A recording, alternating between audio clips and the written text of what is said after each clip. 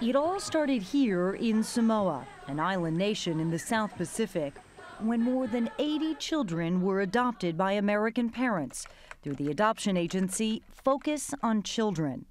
What were you told about this little girl's background? That her parents could not put food on the table to feed her, and they wanted her to be able to have a meal and be able to have a better life. Was she technically an orphan? That's what we were told. The cost seemed reasonable, about $13,000. So Mike and Carrie Nyberg agreed to adopt the 3-year-old little girl, who they named Aaliyah. They were told she had been living in FOC's orphanage for months. It wasn't until they brought her home to Utah, Aaliyah, and she began to settle in and learn English, say hi, Daddy, that they began to suspect something was wrong with her adoption. She started talking about how she would sleep on the floor, and she started naming her parents and her siblings. she's hurting and she's missing her family. The Nybergs decided to find out what the intentions of her birth parents really were. We wanted to find out the truth. But the truth would have heart-wrenching consequences, and not just for the Nybergs, but for dozens of American families. Initially, there was a lot of shock. They were afraid that their family was going to fall apart. Look what I did.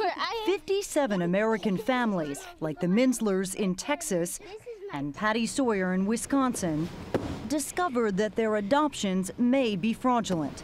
I can do 10 cartwheels. While they believed they had adopted orphans, the Samoan families, all poor and uneducated, believed they had signed their children up for a foster program and that their children would be coming home at age 18.